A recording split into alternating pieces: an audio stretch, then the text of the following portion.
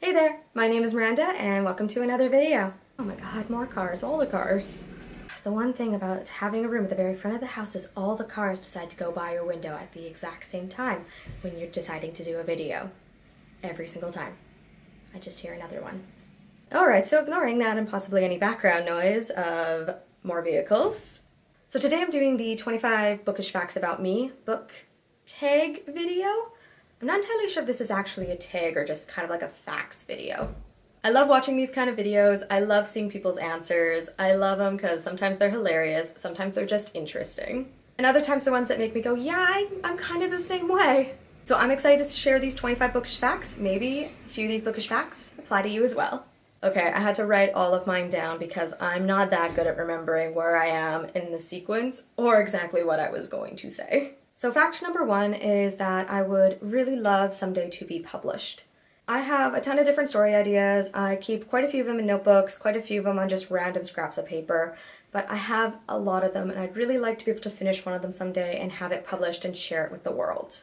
Which one that may be, I don't know. Perhaps I'll get lucky and finish one within the next year. Perhaps it will be in 10 years.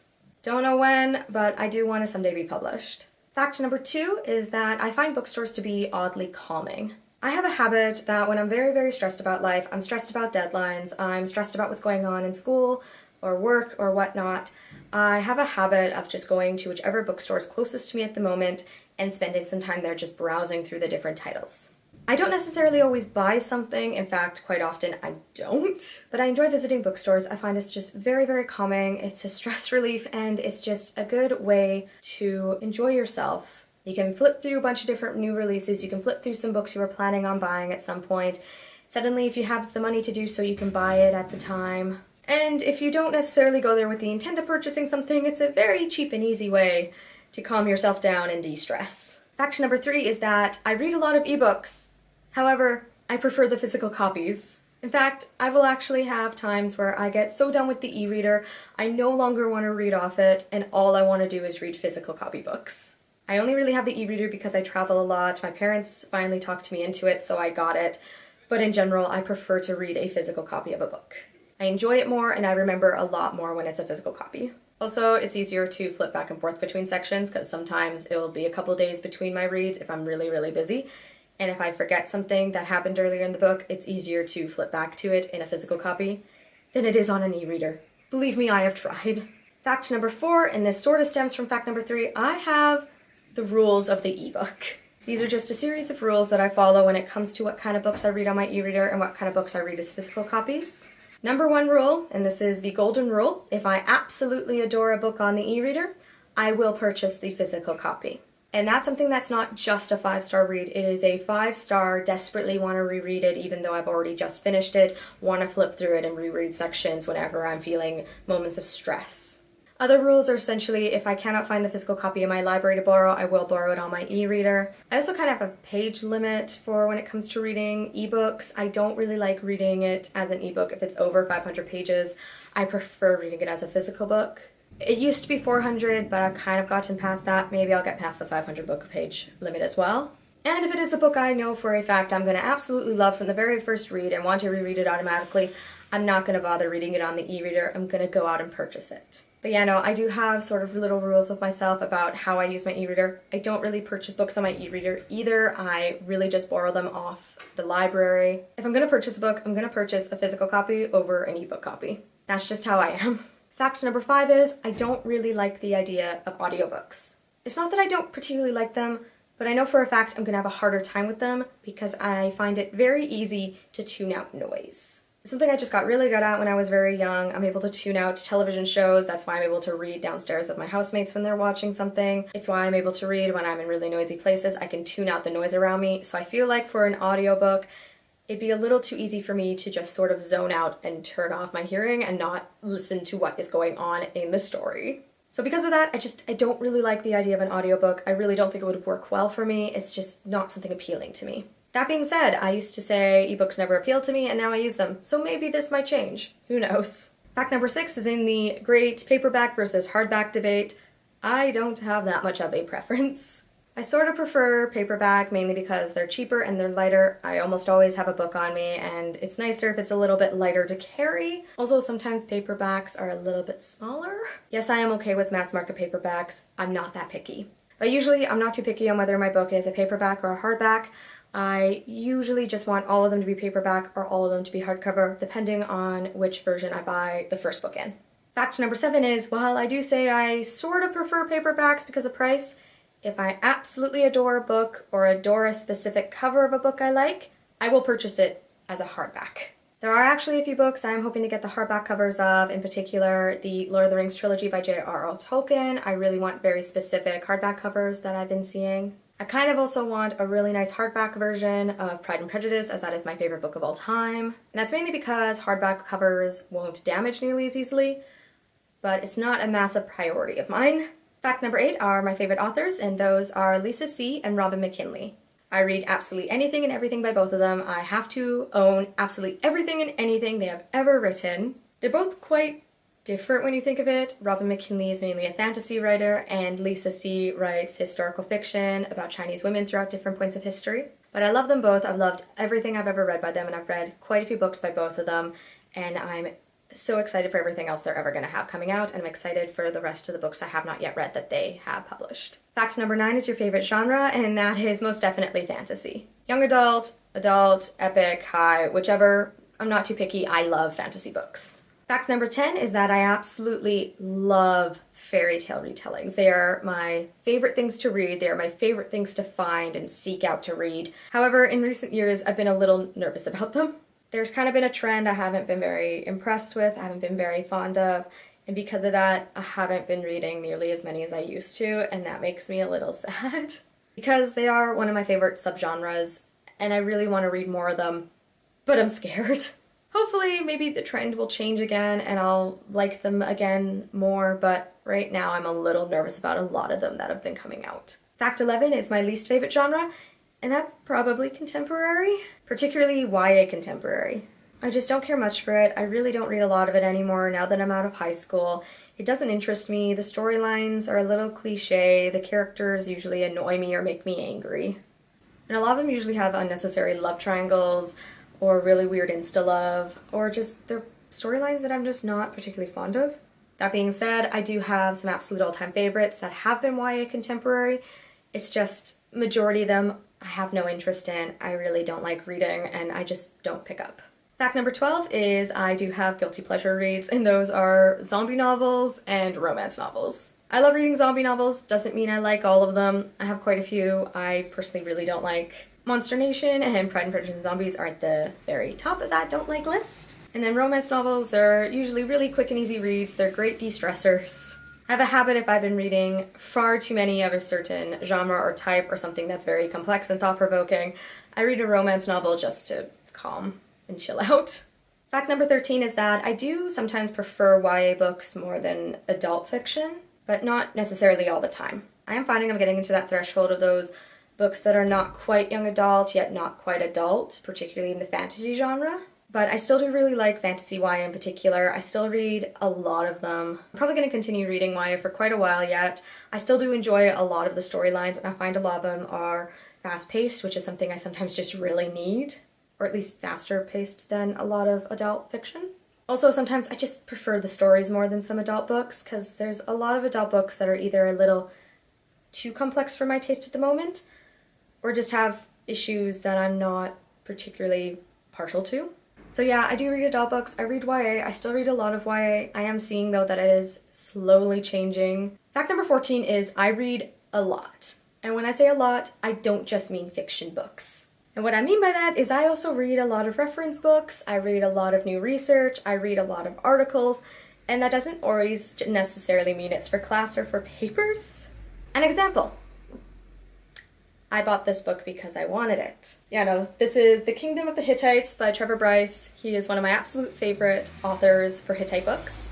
I own a lot of history and reference books. I haven't yet read all of them. In fact, I haven't even read this one. I've only read a bit of it. And all the reference books I have doesn't necessarily mean it's something I'm studying. It's something I'm interested in and want to read. So yeah, no, I read a lot. I read anything and everything that interests me. Doesn't really matter what it is. Yeah, no, like I own a lot of reference books. These are just some of the ones I have over here. I have 3 shelves. No, wait. 3 or 2 shelves. I can't remember anymore how many shelves I have full back home full of reference books. Fact number 15, and this is almost kind of hilarious coming after the other fact where I talked about reference books, but I loved unicorn books as a kid. I was obsessed with them. If a book had a unicorn on it, I was reading it.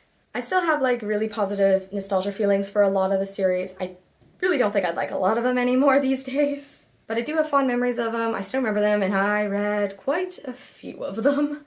Fact number 16 is that I have become a lot better at picking out which kind of books I will like as I've gotten older. I've gotten really good at picking out which books are going to be ones I'm absolutely going to love, which ones I'm going to just like, and which ones I'm like probably only just going to be okay with reading. That doesn't mean I've correctly predicted every single book I've read. I've had some books where I've thought I wasn't going to like them and ended up loving them. Some books I thought I was going to love and ended up not liking them nearly as much. But in general, I've gotten really good at figuring out which books are going to be absolute favorites of mine, and usually those are ones I will purchase right off the bat rather than borrowing them. Fact number 17 is that I was offered a job at Chapters Indigo. Twice. Not necessarily in the same day, or in the same week, or in the same month. Or I think even in the same year, if I remember correctly.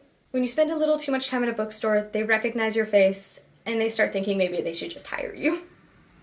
In case you're wondering, no, I didn't accept it either time. First time I was still in high school, second time I already had a job. Fact number 18 is that sometimes book covers will influence my buy. Proof of this is The Wicked Cometh. Yeah, that was just kind of a cover buy. However, this also feeds into my preference of paperback or hardcover, because if I don't like the paperback cover, but I like the hardback cover, I'm gonna get the hardback cover. Yes, I will fork out the extra money for a prettier cover. If it is going to live on my shelf, I want to like it. I want to like looking at it every single day. And that's also kind of the same thing right now with US and UK editions. If I like the US edition more, I'm gonna buy the US edition. If I like the UK edition more, I'm gonna buy the UK edition. And that's just made my book buying more complicated, so yay me! Fact number 19, and I don't do this nearly as much right now because I don't have a lot of hardcovers, but whenever I do read a hardcover book, I will take off the dust jacket and I will place it in its spot on my bookshelf. This is so that if I did buy more books while I was reading it, I wouldn't accidentally give up its spot to a new book. It would still have a place to go on my shelf when I was finished with it. It also meant I remembered how many books I had on that particular shelf, so I knew how to rearrange my shelves if necessary after a book buy. You know, I'm very particular that everything kind of has its place on my shelves. I'm still a little sad I can't quite do that here because I don't have the same sort of shelves. In fact, all I have are just 2 little cubbies just down underneath here. And only one of them is fiction books, the other is school books. Actually, the fiction one also just has no books. I miss my shelves. Fact 20 is when it comes to book series versus standalones. I do usually prefer reading series, and when it comes to series, I usually prefer it if it's either 3 or 4 books long. I used to really only like the 3-book trilogy, however, I've gone more into 4-book series lately. Every now and again, though, you just need that standalone, especially if you don't have a lot of time to dedicate yourself to a series at the moment. I also really like duologies, a little bit more than standalones quite often. In fact, if a book is usually used to be a standalone but then comes out with a sequel, I'm usually really excited about it, except for in a couple cases. Fact 21 is that I do have a little bit of an odd habit that I realized probably around late junior high, early high school that I have whenever I finish a book. And that is whenever I finish a physical copy book, I will usually drop it from not a great height, but a little bit of a height onto a flat surface. And that is how I signal to myself that I've completed this book. It's something really, really odd and silly I started realizing I did quite a few years ago. I don't know why I do it, and now I kind of feel odd if I don't do it to a book. I feel like I haven't really actually necessarily finished it sometimes. But I don't do it nearly as often anymore. Well, maybe I do. To be honest, I don't fully realize when I do it and when I don't do it all the time. In fact, when I realized I did this habit, it was kind of a shock. So yeah, it's just odd little habit I do, I think, still quite often. I do kind of remember sometimes when I'm reading something and I'm close to the end, I'm like, oh, gotta make sure I'm close to a flat surface. I gotta drop this. Yeah, no, it's weird, it's stupid, it's silly, it's odd.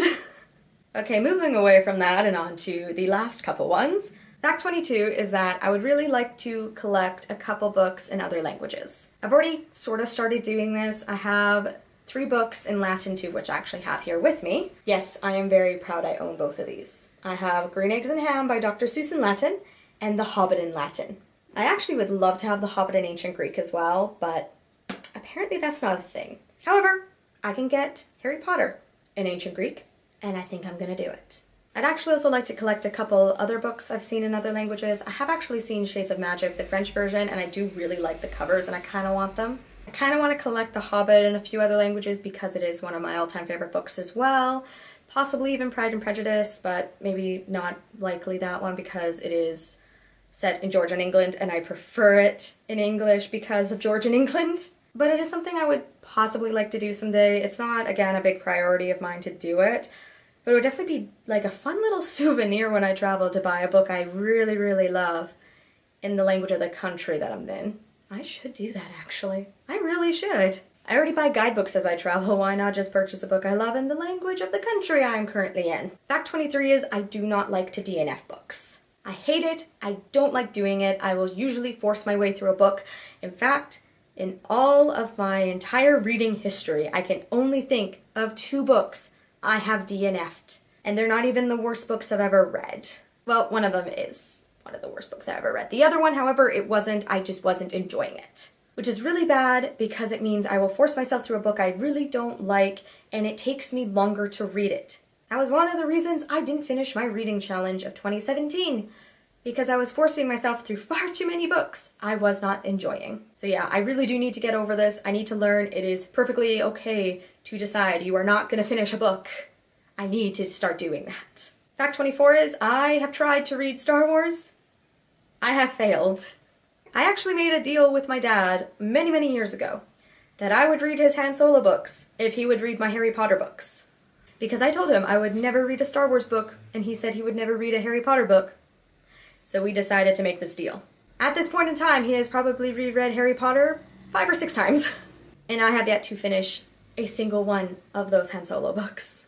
That is probably going to change soon, as I really want to read all of the books associated with Rogue One.